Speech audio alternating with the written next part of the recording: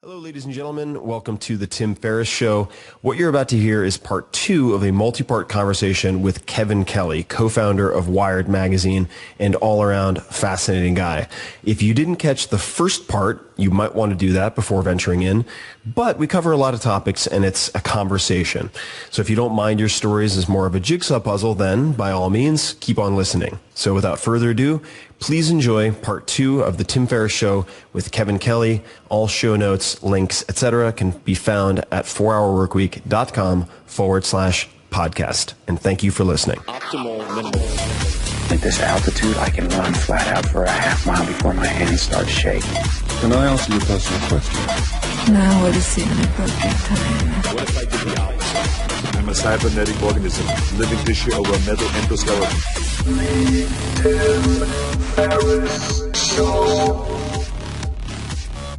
Does religion play a large part in your life right now? In a certain sense, not in a kind of a ritualistic sense. I just wrote a book called What Technology Wants. Excellent book. I highly recommend it. It was a theory of technology, and I was trying to put technology in the context of the cosmos. So I think what religion gives me is permission to think about cosmic questions. I'm right in the middle of finishing a Kickstarter-funded graphic novel that's about angels and robots, and the intention there was to fictionalize the idea that robots would some days have souls, but these souls would be coming from angels, and so that there was this intersection of these two kind of impossible worlds of conscious robots who were ensouled by angels, and the reason why this was sort of interesting was that the idea was that the angels that ensoul us have been trained; they had been given moral guidance, but if you don't give the spirit some kind of moral guidance, then they can wreak havoc. And so it was this idea that when we make robots, we're actually going to have to train them to be ethical. You just can't make a free being and not train it. So it was a way to rehearse and think about some of the consequences of technology today. So I think my religion gives me permission to ask those questions without embarrassment, to say, well, what is the general direction of the arc of evolution? What is it pointed somewhere? How does technology fit into the greater cosmos? What does it mean? What drives it? Why is there more of it? Is this a good thing? And so I think having a kind of, I consider this kind of an other view. So I have a other view that I'm sympathetic to other worldviews. I don't necessarily have to believe all the other worldviews, but I get the idea that if you have another worldview, that can be very helpful in seeing other worldviews. So people have a worldview even though they don't know it, but I have a worldview and I know that I have a worldview. I mean, really, everybody has a religious or a spiritual orientation. Even if they're atheists, they still have one. And so there are some assumptions that are at the basis of it. And I like to question assumptions, including my own assumptions. Two things. I can't resist asking, and we can spend as much or as little time on this as you'd like, but recently grappling with a lot of these issues that I've been grappling with, some of which are existential, some of which are related to death, limited time on the planet, I've become deeply fascinated by indigenous use of plant medicine. And I've had some very transformative experiences that are difficult to put into words because they make you sound like a complete crazy person. But Otherness, yes. Yeah. There's a somethingness that is very difficult to communicate without sounding like you should be institutionalized. What do you think the role for people who aspire to do the greatest good in the world, what is the role of that type of direct experience? And is it possible to benefit from that type of, for lack of a better descriptor, spiritual experience without a religious framework around it?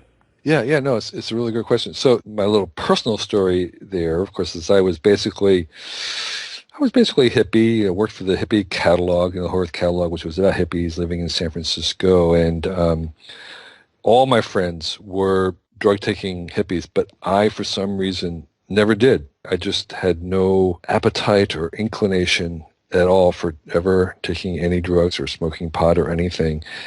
And when I was 50 years old, I decided that I would like to take LSD sacramentally on my 50th birthday.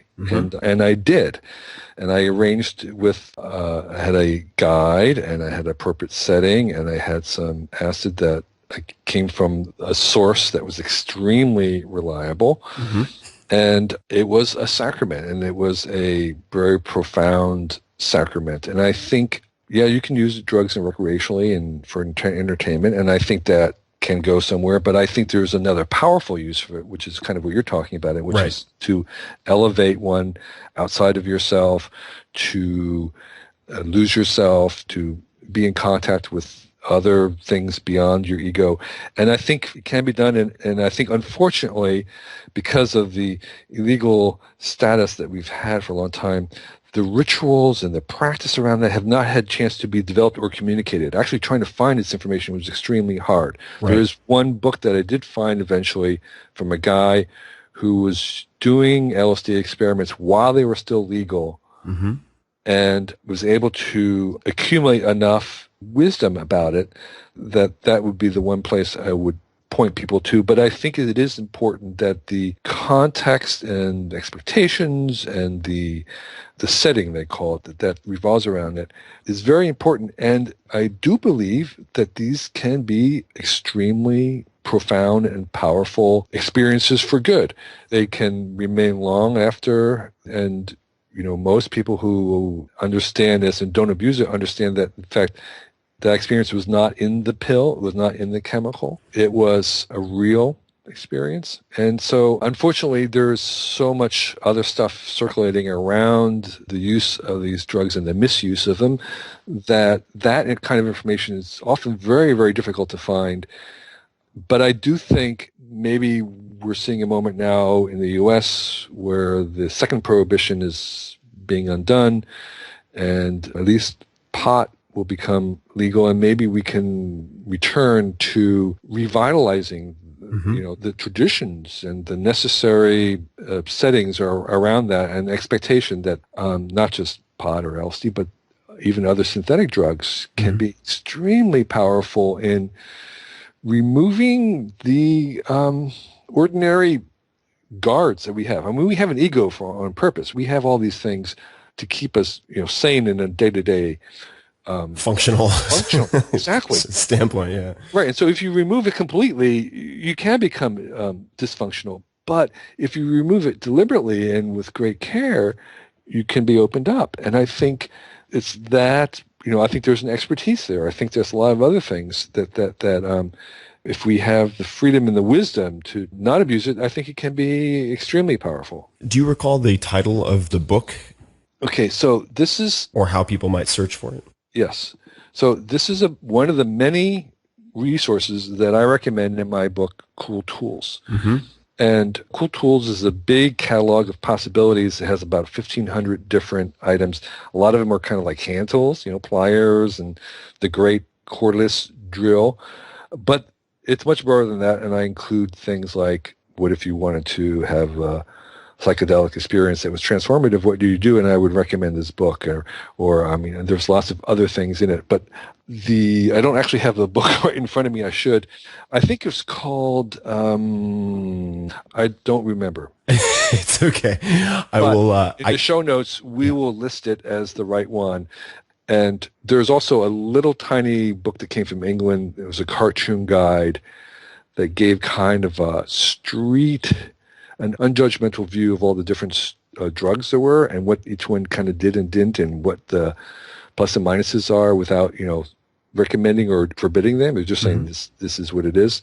That information also, believe it or not, is really in short supply. It's like, what do you do with this and how does it work? And tell me the facts. I don't need to hear a lecture either way, like, well, this is great or this is terrible, but just tell me what's going on. Right. As you know, that kind of information sometimes is extremely in short supply. It's very difficult to find information that isn't politicized, inaccurate, or, like you said, so shrouded in either fear or irrational optimism that it's almost intelligible and certainly generally useless. We'll put those books in the show notes for people.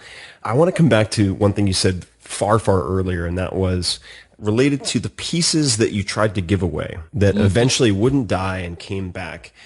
Were there any common threads, any patterns in those pieces that you can pick out as being sort of a uniquely Kevin Kelly theme, if for lack of a better term? Yeah.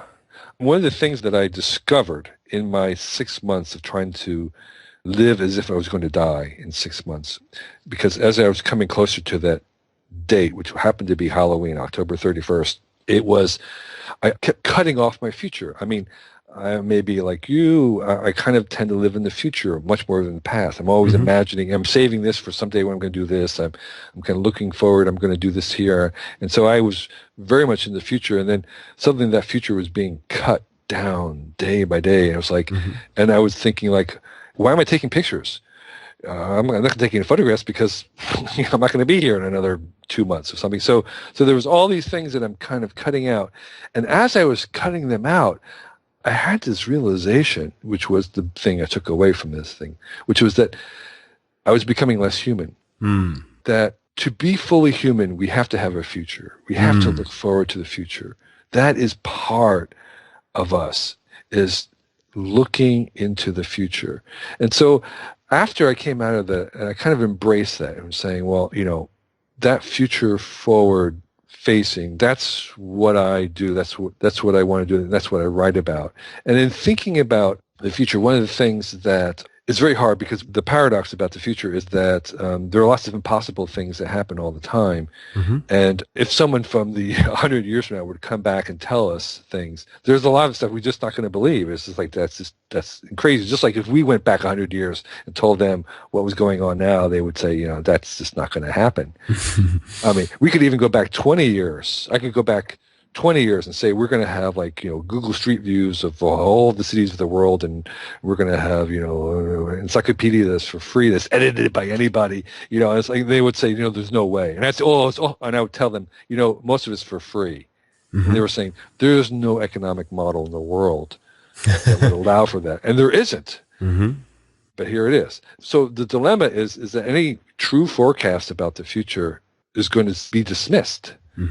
Any future that is believable now is going to be wrong. And so you're stuck in this thing of like, if people believe it is wrong, if they don't believe it, where does it get you? You're dismissed. And so there is this very fine line between saying something that is right on the edge of plausibility and at the same time right on the edge of having a chance of being true.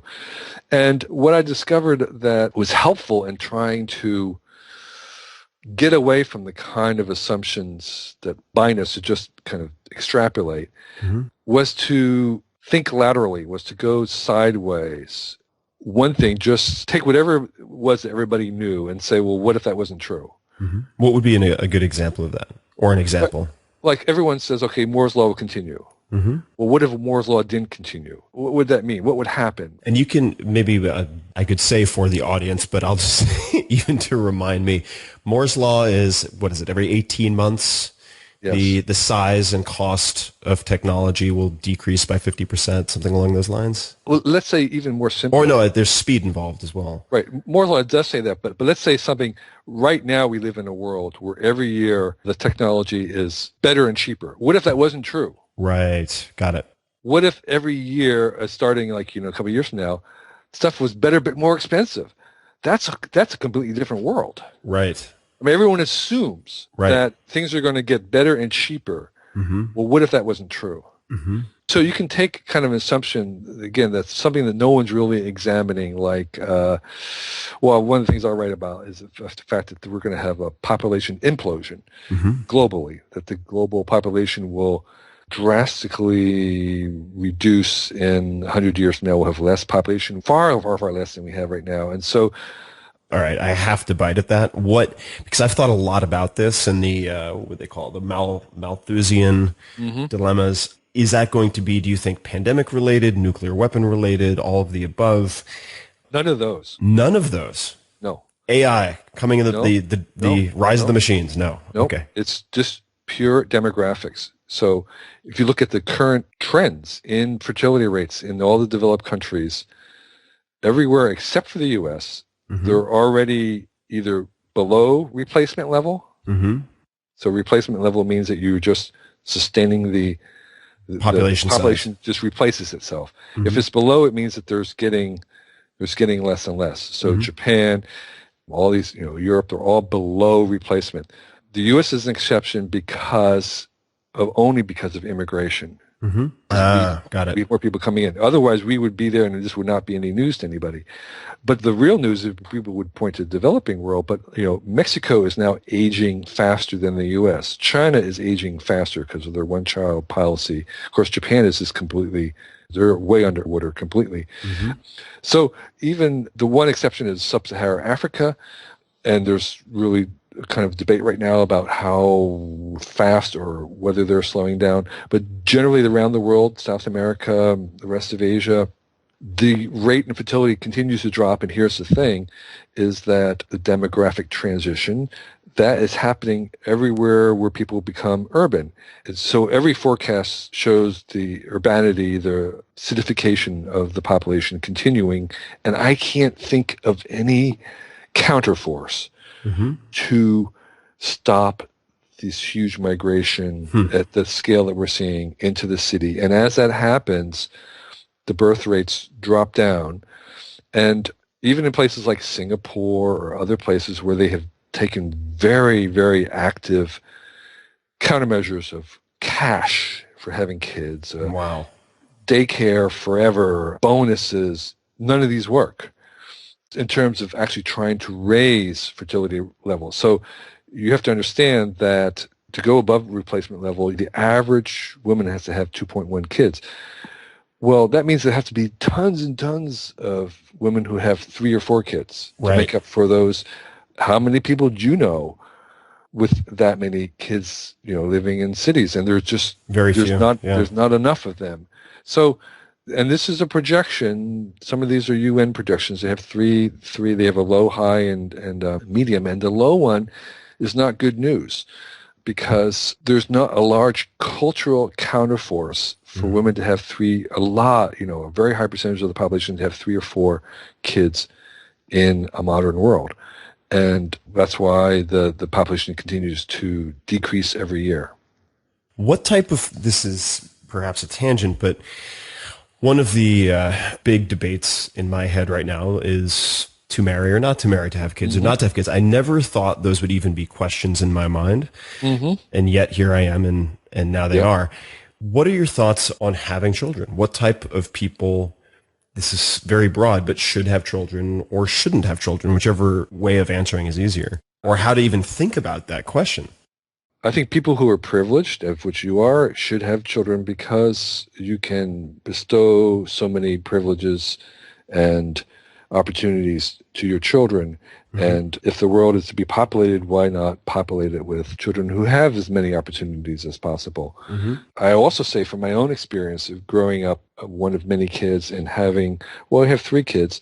One of my other regrets in life is not having a 4th, but we started a little bit too late and we were unable to have a 4th, but all my kids wished that we had a 4th too. And I would say that it's a gift to your kids to have more than one. And I know that from hanging out in China where so many kids grew up owning children and this really, really miss that. There is a total gift of the siblings and brothers to each other that is really very profound. And there is also, I know from my friends who have had lots of kids, that there is a tremendous amount of teaching from the older to the younger, and that's a lot of what they learn. And that the curve of the amount of energy that you have to expend, actually after 3, doesn't really matter in terms of the parents. Got it. I have one friend who has 9 kids, and I have another friend who has 7. Wow. And basically, how do they do that? Well, the older kids were helping to parent the younger kids. That's the only way that it really works. But that is actually basically they have 5 parents instead of having 2 parents. Right. It's very traditional in a way. I mean, traditional meaning reaching back thousands or tens of thousands of years. It is. Of course, in the old days, may have had 12 born, but they rarely had 12 kids survive. Right. So that actually is a very recent, I mean, sort of like, it's like the 1800s kind of onward. I hang out with the Amish a lot, and they still have these very large families, and they all survive. So they have kind of, in some senses, sort of an unnatural expansion. And one of my predictions, again, going back to kind of like the assumptions, one of my predictions is that, in America, in 100 years from now, or whatever it is, it'll be the complete countryside is run by the Amish. Right? The Amish take over the entire countryside because they never sell land. They have like 8 kids, and then there are all these people living in the cities, and it's like everybody's happy. We're all living. They drive out to the Amish lands, and it's just fantastic, and they're very happy, doing their thing and running the farms. And so I've been predicting for years that the Amish would come and start buying upstate New York, and that's exactly what they're doing right now. Why do you spend so much time with the Amish? This is news to me, but very, very interesting. And how long has that been going on? For a while. And by the way, and does your beard have anything? Is there any relation to the Amish? I had the beard before my interest in the Amish. I can show you some pictures when I was 19 years old. I do have, so those who don't know, I have an Amish beard, which means I have a beard without a mustache. The reason why the Amish don't have mustaches is it was at the time that they were kind of adopting their dress code, the mustache was all military men had mustaches, and so they were very anti-military. They refused to serve in the armies. They don't even vote. But so it was their kind of rejection of the military by shaving off their mustache. I hang out with the Amish because their adoption of technology is like, seems to us totally crazy because, first of all, they're not Luddites. They're complete hackers. They love hacking technology. They have something called Amish electricity, which is basically pneumatics. A lot of these farms have a big diesel. They don't have electricity, but they have a big diesel generator in the barn that pumps up this compressor that sends high-pressure air tubes down tubing into their barn, into their homes. And so they have converted like their sewing machine and washing machine and stuff to pneumatic. Okay. Seems like a bit of a sidestep of the Word of God. Exactly. And so they'll have horse-drawn buggies and horse-drawn farm implements, and the horses will be pulling this diesel-generated combine. And you're thinking, what are they doing? Okay, right? But in fact, if you look at our own lives, and I've done this many times, I can ask you, Tim, or you can ask me, there'll be some weird thing, like we don't have TV in our house, but I've got internet. It's like, well, what is that about? Or, right. So we all have these things, but here's the difference, is the Amish do it collectively. They're very selective. They're selecting their technology collectively as a group. And secondly, they have to articulate, because they're doing it collectively, they have to articulate what their criteria is. A lot of us are adopting, we try this, we try that. We don't have any kind of like logic or reason or theory or framework for why we're doing stuff. It's just a parade of stuff. But the Amish have a very particular criteria, and their criteria is, there are 2 things that they're looking for. The main thing they want to do, and the main reason why they have all these restrictions like horse and buggy and all this stuff, is that they want to have these communities, very strong communities. And so they notice that if you have a car, that you'll drive out and shop somewhere out of the community, or you go to church somewhere out of the community, or whatever it is. But if you have a horse and buggy, you can go only 15 miles, and so everything has to happen. Your entire life, you have to support the community. You have a community within 15 miles. You have to visit the sick, and you have to shop locally, so you're shopping with your neighbors. So when a new technology comes along, they say, will this strengthen our local community or send us out? And then the second thing that they're looking at is with families. So the goal of the typical Amish man or woman is to have every single meal with their children for every meal of their lives until they leave home. So they have breakfast, and they have lunch, and they have dinner. So breakfast and lunch is they go to a one-room schoolhouse, and they pedal back for lunch that their parents have with them. And that means that the business is ideally in their backyard. So they have a lot of like shops and stuff. If they're not a farmer, they have a backyard shop, which actually has to be kind of clean-ish because it is in their backyard. Right. It's like not my, well, it is in their backyard. So they really are, they really want to make sure that they have metal working shops and stuff, which they really try to keep non-toxic and work because it's in their backyard. And so that means that they can come home for lunch. They have breakfast or lunch. So they're on the premises and they have every single meal with their children until they leave. And so they say, well, will this technology allow us to do that? Will it help us do that, or will it work against that? And then, like right now, they've been deciding whether to accept cell phones or not, even though they don't have landline phones. So they're going to, some of them are going to accept cell phones. And they do that by, there's always some Amish early adopter who's trying things, and they say, okay, Ivan, the bishop says, he has to get permission. He says, you can try this, but we're watching you. We're going to see what effect this has on your family, on your community. You have to be ready to give it up anytime we say that it's not working. And they do this on a kind of a Paris by Paris, so it's very decentralized. Mm-hmm. And so they always trying out new technologies, and they're always looking to see, is this strengthening the families? Is this strengthening the communities? If not, we don't want it. And I have two questions, I guess. The first is, since you're normally, as I understand it, based on the West Coast in Northern California, how do you get out to the Amish, or is there a separate community closer by? Mm-hmm. And then secondly, what have you incorporated into your own life or your own family that originated from the Amish? Yeah.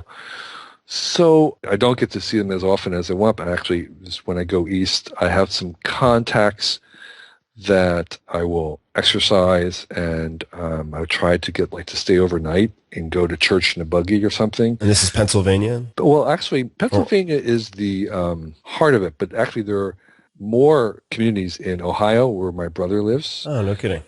Iowa, there's a lot more happening in New York. So the Pennsylvania are the kind of ground zero. Ground zero. But in fact, there are bigger, more extensive communities outside of Pennsylvania. I didn't realize that. Yeah. The Amish diaspora.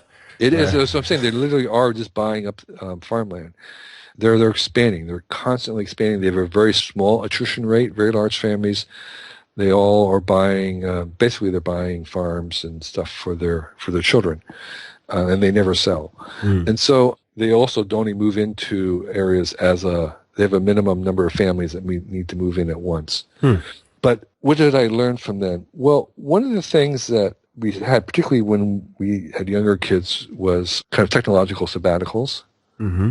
or Sabbaths, I should say. Mm-hmm. And I've now seen other families who aren't even religious adopt that same thing, which is once a week, mm-hmm. you take a break from either, you can define it however you want it, the screen or the keyboard or connectivity or something, and you step back and you do that not because it's terrible or poison, but because it's so good. There's lots of people who are kind of they're going to drop out from Twitter. They're kind of oh, this is like a toxin, I'm going to get detoxed or something. I think that's an entirely wrong way to think about it, is you want to take breaks from this, not because they're toxic, but because they're so good.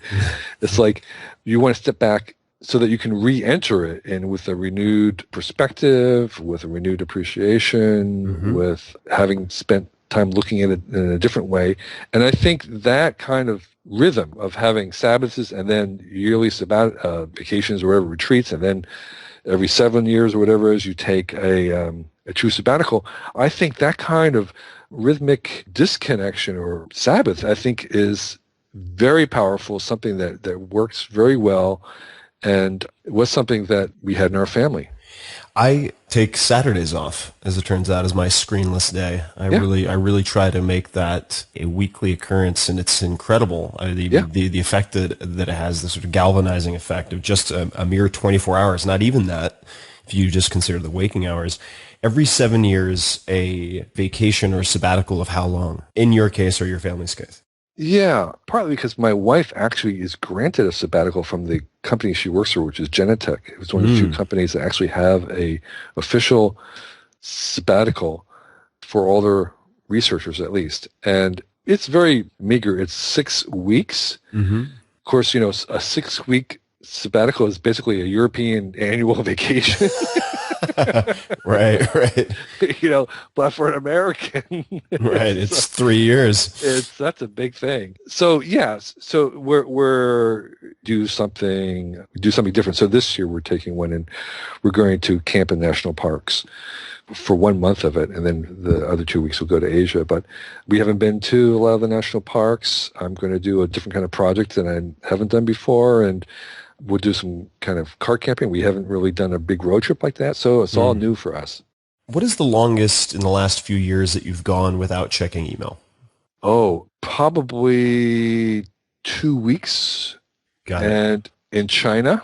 How do you manage that? It was very easy. It was like I was unable to pick it up because China was blocking Google. It makes it more challenging. And I was in some remote places, and so even the connection was hard. But it was like they weren't weren't letting me get it. I'm not a mobile person. My first smartphone was an iPhone 5, and I still not using it properly. I use it for phone calls. Yeah, I don't use my iPhone as an input device either. It drives me nuts. But I can't type. When I travel, I like to leave everything. I spend a lot of my time sitting in front of a computer. I'm kind of like the Zen, walk, sit, don't wobble. So like I'm here, I'm like really online, and then when I leave this studio, I don't want to be connected at all, and I won't be. And I'm not checking email, I'm not checking this other stuff, and I can go days, typically I'll go days without checking, even in the U.S. if I'm traveling. And then if I'm overseas, I will go probably 3 or 4 days before I get the email. That's pretty typical. Do you, let me shift gears just a little bit. I'm looking at longnow.org. I recommend everybody take a look at it, the Long Now Foundation. And humans are generally, I would say, pretty bad at thinking long term. Certainly when it comes to habit change, very, very high failure rate with long-term incentives. You're going to get diabetes in 20 years, for instance, as opposed to you'll have more sex if you have a six-pack when it comes to diet. But the Long Now Foundation, I just want to read a few things on this website for people. So the Long Now Foundation was established in 1996, written as 01996, to creatively foster long-term thinking and responsibility in the framework of the next 10,000 years. Then you have the 10,000-year clock, which is a monument-scale, multi-millennial, all-mechanical clock as an icon to long-term thinking. The Rosetta Project, building an archive of all documented human languages. Long Bets, featured bet is here, Warren Buffett, Protege Partners, LLC, a public arena for enjoyable, competitive predictions of interest to society with philanthropic money at stake. And then Revive and Restore, which is bringing extinct species back to life. So there is a lot here. Mm-hmm. Can you explain to people... I've greatly enjoyed many of the seminars and speeches of the Long Now Foundation. I'm a supporter.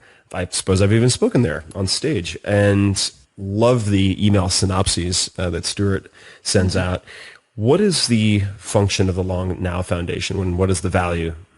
The Long Now Foundation is kind of reactive. It's reacting to the very inherent short-term bias that our society, particularly this technological society, particularly say the Silicon Valley, exhibits, which is often a focus on the next quarter, the next 2 quarters, the next year, results needing to be immediate, instant satisfaction. If something's not on Netflix streaming, we don't even wait for the DVD.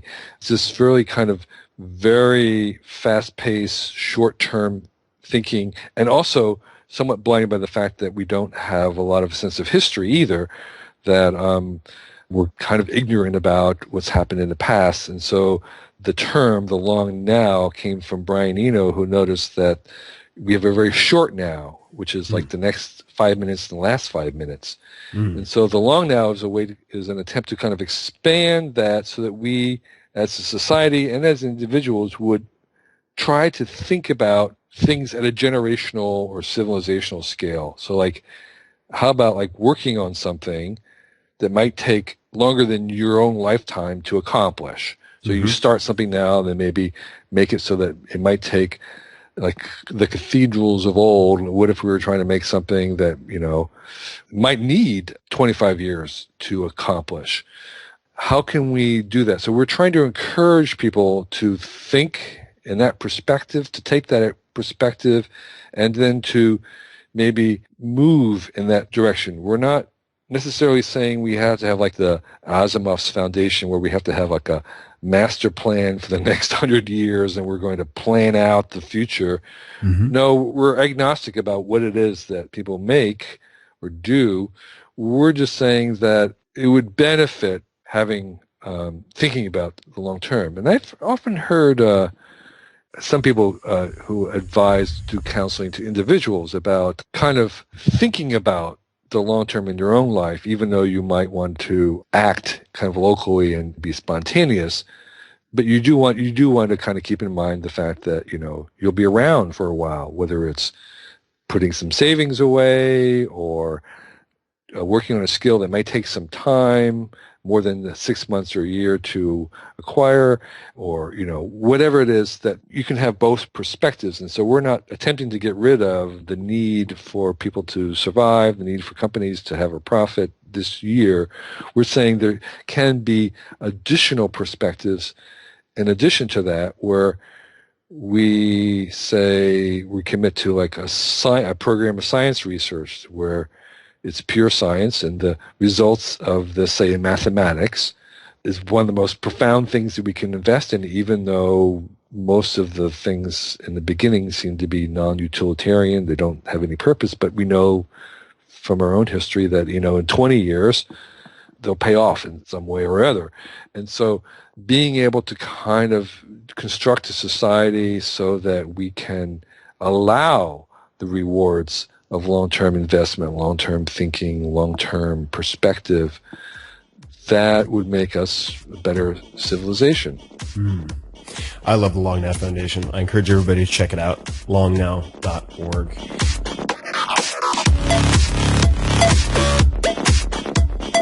If you want more of the Tim Ferriss Show, you can subscribe to the podcast on iTunes or go to 4hourblog.com. FOURHOURBLOG.com, where you'll find an award-winning blog, tons of audio and video interview stories with people like Warren Buffett and Mike Shinoda from Linkin Park, the books, plus much, much more. Follow Tim on Twitter. It's twitter.com/TFerriss. That's TFERRISS. Or on Facebook at facebook.com/Tim Ferriss. Until next time, thanks for listening.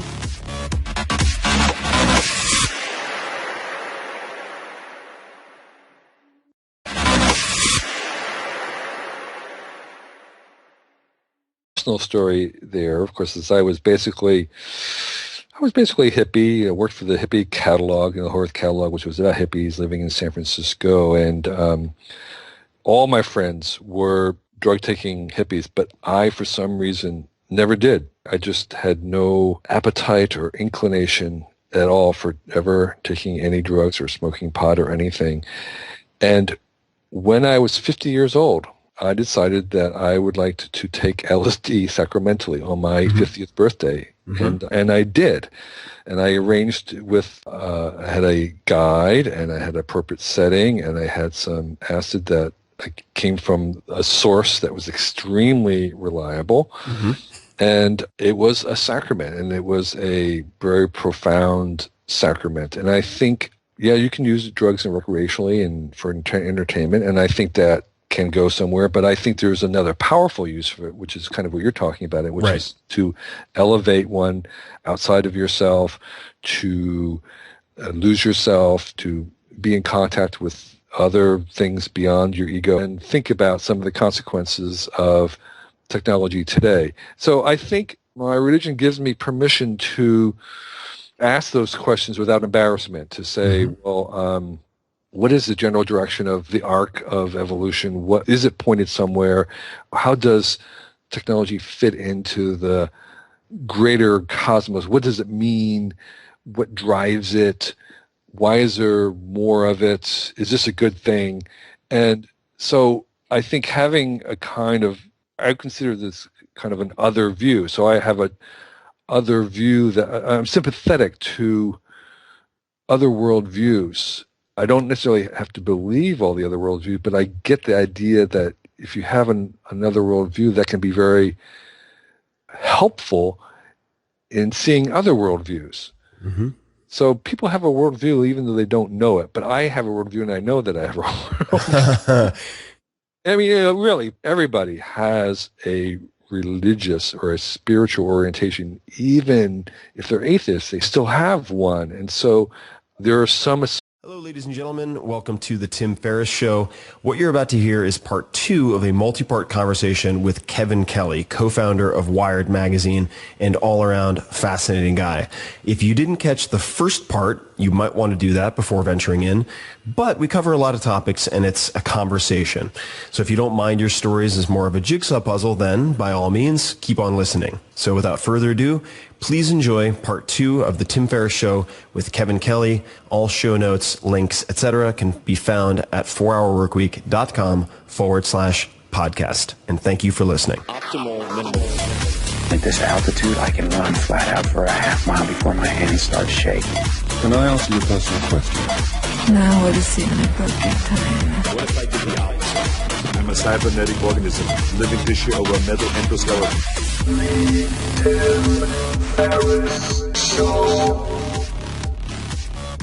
Does religion play a large part in your life right now? In a certain sense, not in a kind of a ritualistic sense. I just wrote a book called What Technology Wants. Excellent book. I highly recommend. Assumptions that are at the basis of it. And I like to question assumptions, including my own assumptions. Mm-hmm. 2 things. I can't resist asking, and we can spend as much or as little time on this as you'd like, but recently grappling with a lot of these issues that I've been grappling with, some of which are existential, some of which are related to death, limited time on the planet, I've become deeply fascinated by indigenous use of plant medicine. Mm-hmm. And I've had some very transformative experiences that are difficult to put into words because they make you sound like a complete crazy person. But otherness, yes. Otherness. Yeah. There's a somethingness that is very difficult to communicate without sounding like you should be institutionalized. What do you think the role for people who aspire to do the greatest good in the world? What is the role of that type of direct experience? And is it possible to benefit from that type of, for lack of a better descriptor, spiritual experience without a religious framework around it? No, it's a really good question. So my little it was a theory of technology, and I was trying to put technology in the context of the cosmos. So I think what religion gives me is permission to think about cosmic questions. I'm right in the middle of finishing a Kickstarter-funded graphic novel that's about angels and robots, and the intention there was to fictionalize the idea that robots would some days have souls, but these souls would be coming from angels, and so that there was this intersection of these two kind of impossible worlds of conscious robots who were ensouled by angels. And the reason why this was sort of interesting was that the idea was that the angels that ensoul us have been trained. They had been given moral guidance. But if you don't give the spirit some kind of moral guidance, then they can wreak havoc. And so it was this idea that when we make robots, we're actually going to have to train them to be ethical. You just can't make a free being and not train it. So it was a way to rehearse and